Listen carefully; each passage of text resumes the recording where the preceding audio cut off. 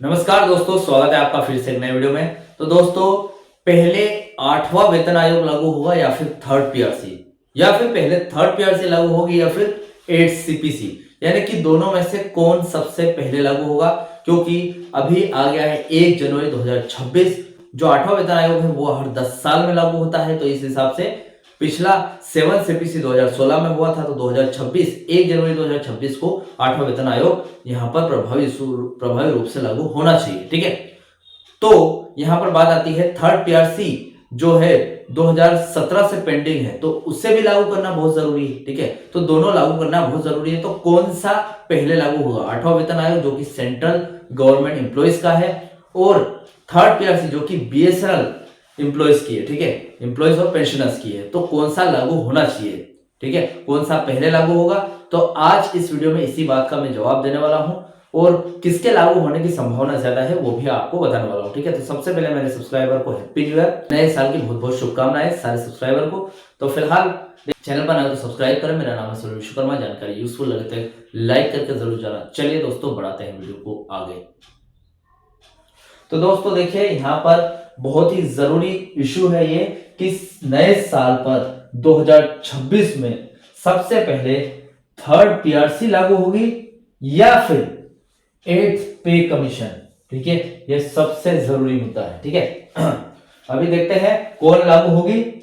या तो third PRC हो जाएगी जो कि 2017 से पेंडिंग है, 2017 में लागू होनी थी लेकिन नहीं हुई, पेंडिंग है, तो ये लागू ही होना बहुत ही ज्यादा जरूरी है। और यहाँ पर 8 पे कमीशन जो कि सेंट्रल गवर्नमेंट एम्प्लॉयज का है, ये भी लागू होना बहुत ज्यादा जरूरी है। ठीक है, तो देखते हैं क्या लागू होता है। देखिए, पहला पॉइंट हम समझेंगे पहले क्या लागू होगा, इस पर हमें यहाँ पर इस पॉइंट में ये समझेंगे। उसके बाद सेकंड पॉइंट है बीएसएनएल या फिर डोट पेंशनर्स पर इसका असर क्या पड़ेगा, जो कि बहुत जरूरी है। क्योंकि देखिए, जो बीएसएनएल के पेंशनर्स है वो डोट से पेंशन लेते हैं, लेकिन बीएसएनएल उनका पेंशन रिवीजन करेगा। क्योंकि थर्ड पीआरसी लागू होगी तो पहले पे रिवीजन होगा, फिर पेंशन रिवीजन होगा, तो वो एक हिसाब से अनसुलझे है। ठीक है, मतलब उनको सुलझाना बहुत जरूरी है। उसके बाद बीएसएनएल पेंशनर्स को राहत और ताजा अपडेट क्या है वो भी जानेंगे हम। ठीक है, तो यहाँ पर फिलहाल देखें तो अपडेट है पहले क्या लागू होगा। ठीक है, 2026 की शुरुआत के साथ ही बीएसएनएल और डॉट पेंशनर्स के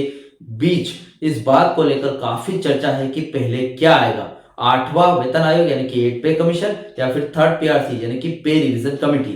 ठीक है, अब देखिए यहाँ पर सबसे पहला है पहले क्या लागू होगा, 8 पे कमीशन या फिर थर्ड पीआरसी। देख लेते हैं। देखिए, ये समझना बहुत जरूरी है कि दोनों अलग अलग चीज है। ठीक है, क्योंकि गवर्नमेंट अलग है, गवर्नमेंट एम्प्लॉयज अलग है, बेसिक एम्प्लॉयज अलग है। ठीक है, देखिए 8 पे कमीशन यह सेंट्रल गवर्नमेंट एम्प्लॉयज और सीधा डॉट डिपार्टमेंट ऑफ टेलीकम्युनिकेशन से रिटायर हुए पेंशनर्स के लिए नियम के हिसाब से 1 जनवरी लिए हैं। ठीक है, नियम के हिसाब से 1 जनवरी 2026 से लागू होना चाहिए।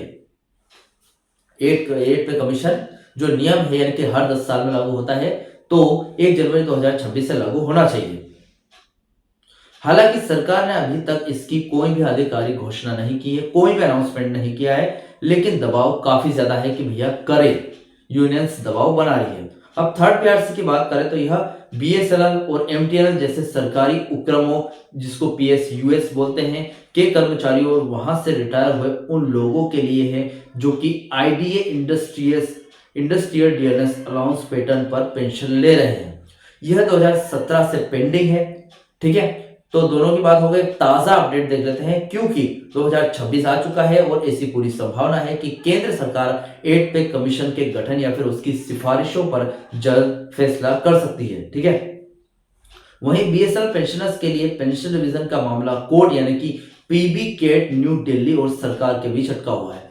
मतलब यहां पर देखिए, कोर्ट और सरकार के बीच अटका हुआ है। थर्ड पीआरसी लागू अफोर्डेबिलिटी क्लोज के अंतर्गत कंपनी आ रही है, इसलिए नहीं हो रहा है। ठीक है, लागू नहीं हो रहा है, तो यहाँ पर कोर्ट और सरकार के बीच थर्ड पीआरसी का मामला अटका है। लेकिन 8 पे कमीशन की पूरी संभावना है अभी। ठीक है, क्योंकि ये सरकार से अटैच है, सरकार से आता है। ठीक है, सेकंड पॉइंट आता है हमारा बीएसएनएल और डॉट पेंशनर्स पर इसका क्या असर पड़ेगा।